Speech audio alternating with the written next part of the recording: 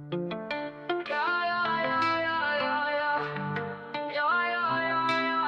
wake up to the same old fight, chasing shadows in the night. Promises made, but I let them fade. Caught in the cycle, I'm feeling betrayed. Round and round, I'm losing ground. Trying to break free, but I can't see. These negative patterns are haunting me. Nights turn to days, I'm losing my way. Thought I found peace, but it's led me astray. Chasing the high, but it only brings pain. The more I run, the less I gain. Hey everybody, hey, and welcome to another session of Tarika Say It Again. And this week, we're continuing on with relationships, yes, but we're going to dive deep in a movie that I just recently watched that was called The Polygamist. Yes, you heard me correct. The Polygamist is a South African Netflix series rooted in Zulu language and their culture. And it explores the friction between traditional African polygamy and modern polygamy. And I guess you would say in wealth, because that was a key factor in the movie. And if you didn't know, they have traditional polygamy and what you would consider modern polygamy. For me, in my household, my standards, my values, I don't want no part of polygamy nowhere. I'm going for mono. Okay, so apparently the traditional polygamists, they are more transparent. The wives know about each other.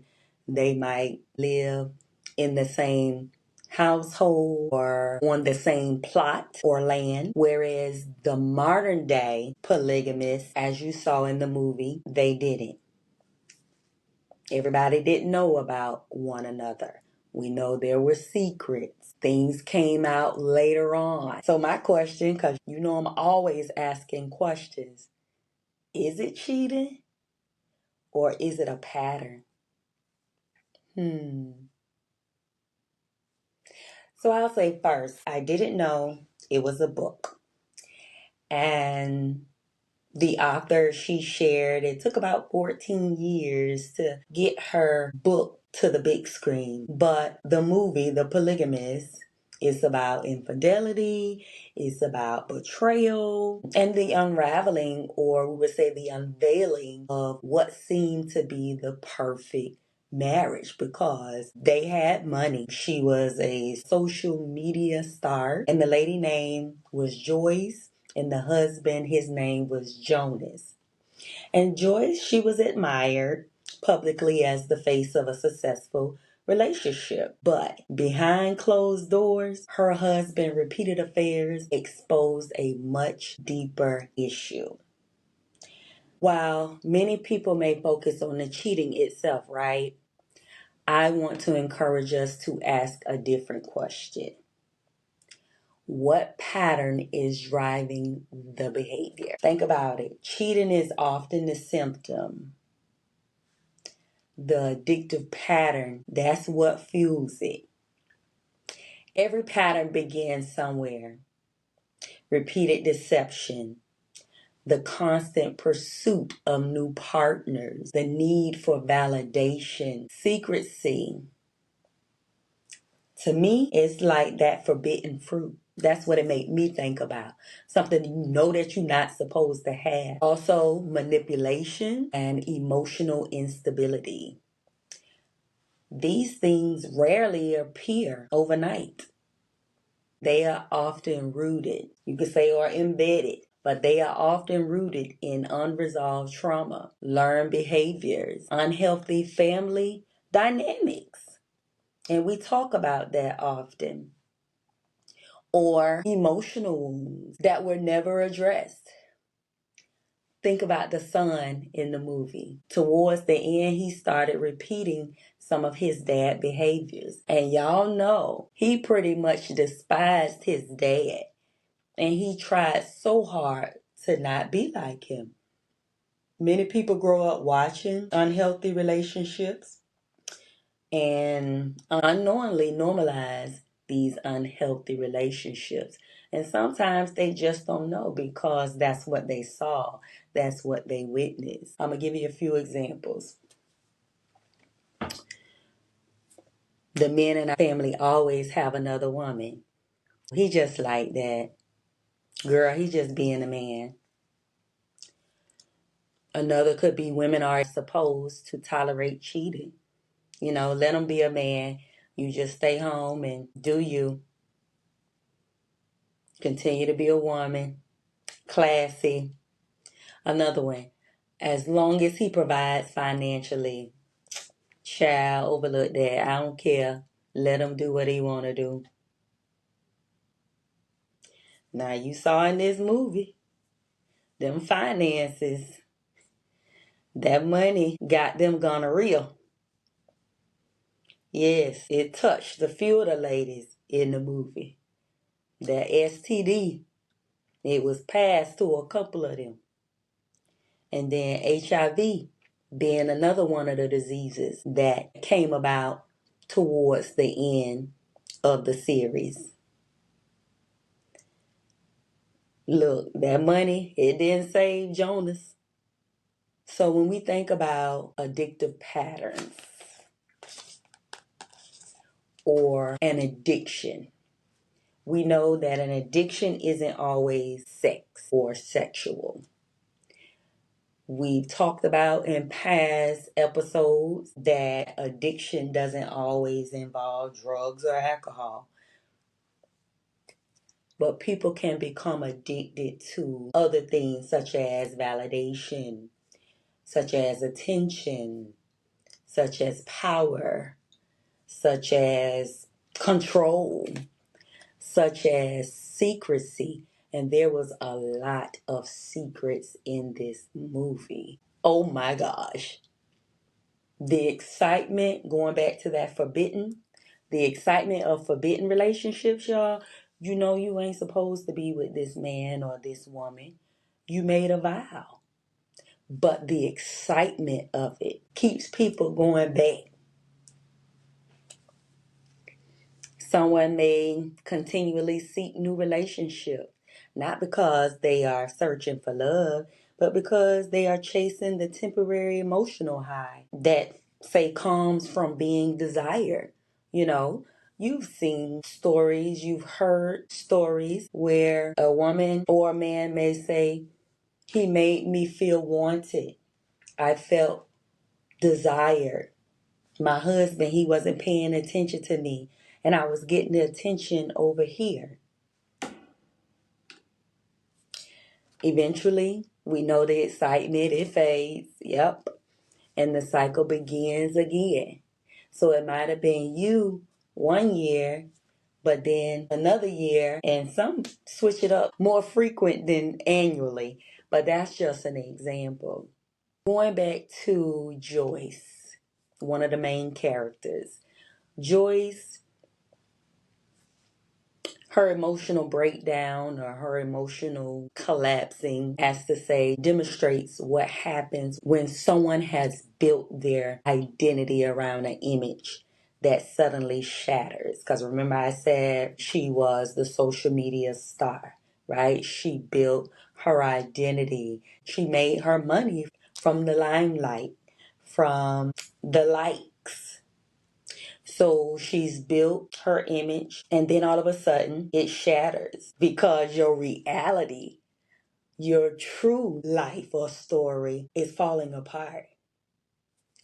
She was accepting some of Jonah's behaviors because of this. She didn't want to let go of the fantasy, so she accepted some of her husband's behavior.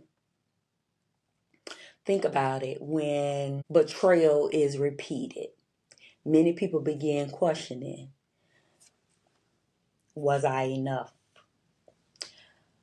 What did I do wrong? Can I trust anyone again? The pain, it often extends far beyond the affair. It challenges identity. It challenges who you are, who you stand for. It challenges your self-worth, trust, and security. Think about it. We look to our male counterparts, our significant others, our husbands as security, right? Our protectors. But in this case, Jonas, he allowed a stranger or someone else to come and infiltrate their home, their relationship, whether someone refers to them as generational curses or learned behaviors. And you know that's exactly what addictive patterns is about. The principle is similar.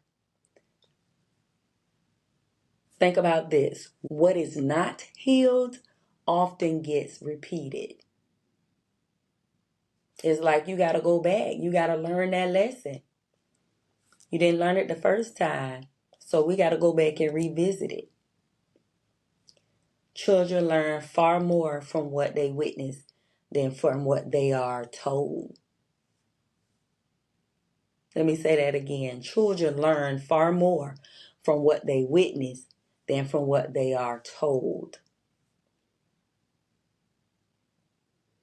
Especially if they repeatedly observe, say, dishonesty in relationships, emotional abuse, multiple partners, because I know people in couples where they bring their kids around the mistress or around the girlfriend, or you might call it an auntie, but it really ain't an auntie, or uncle, and it really ain't an uncle. Another repeated observation, disrespect. So silence around unhealthy behavior. They may unconsciously accept those dynamics as normal and recreate them in adulthood. And you hear me say all the time, some of those same things that we learn in our childhood that shapes and molds us in our adulthood. One thing from the movie that was taking me out was the son. The son witnessing his father being intimate with other women and not taking this information back to share with his mom.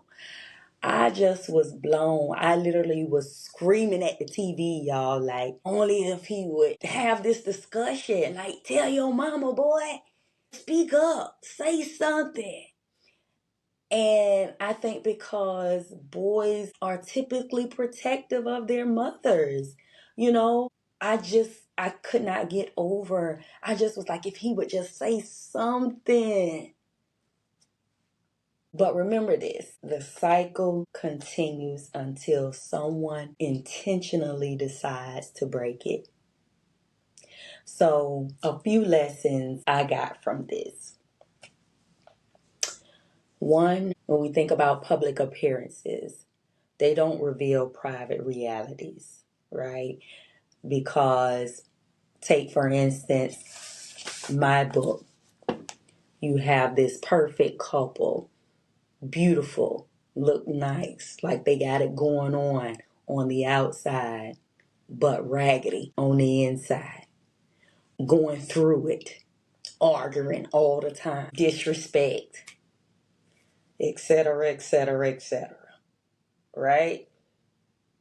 So what we look like on the outside, baby, don't mean we got it together on the inside.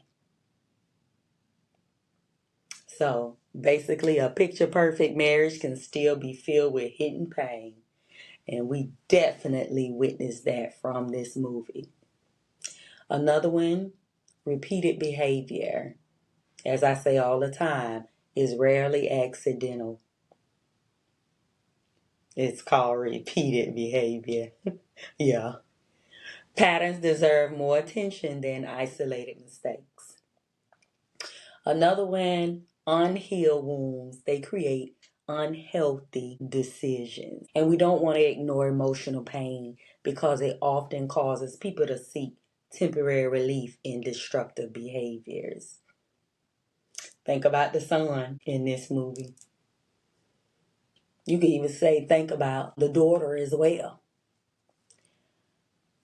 Another one, betrayal affects entire families. Infidelity impacts spouses, children, extended family, and future generations.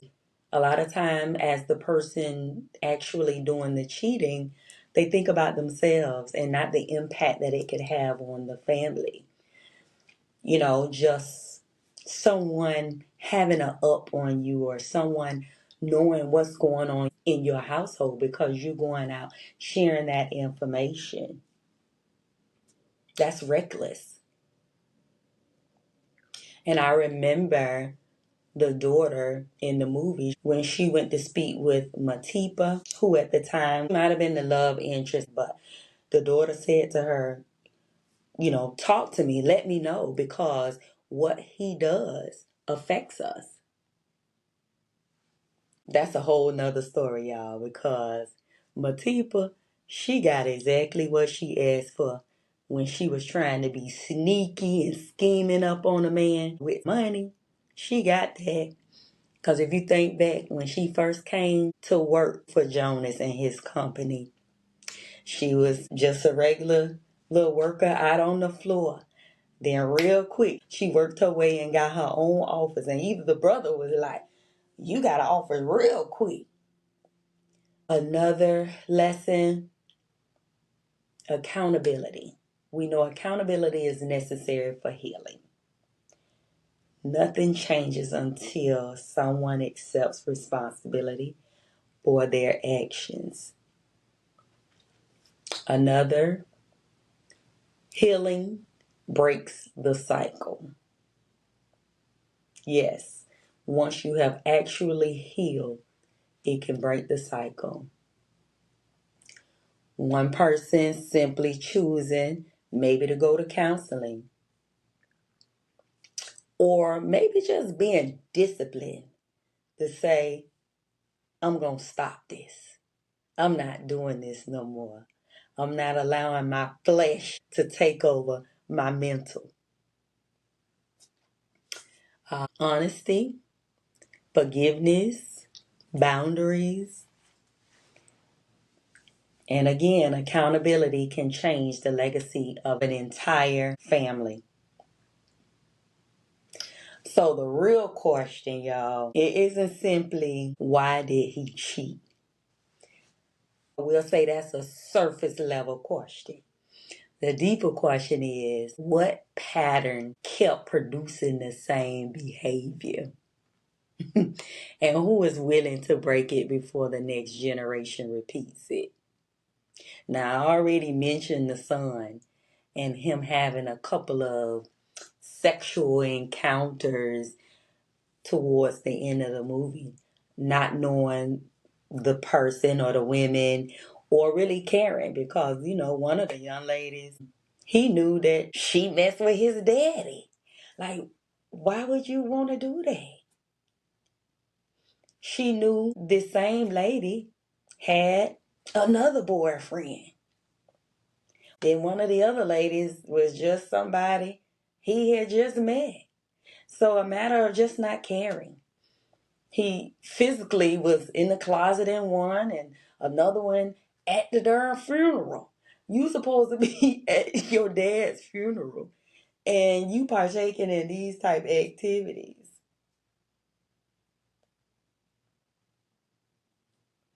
So again, we talking about a pattern.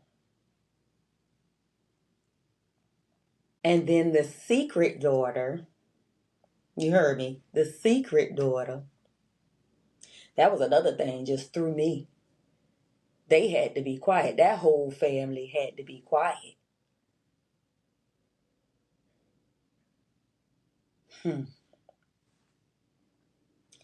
So the secret daughter, she already had her psychological warfare issues going on sexually.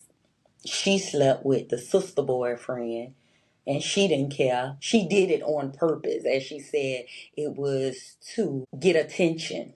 She said that out of her own mouth of why she did it. So as you can hear, it was an emotional roller coaster. But in the midst of it all, you saw a lot of red flags and patterns and signs and behaviors.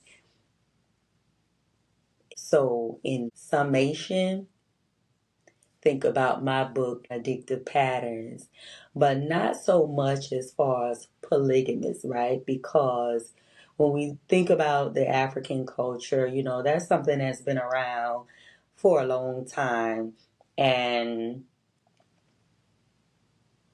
it's been accepted. But when we think about our culture, that hasn't been an accepted thing.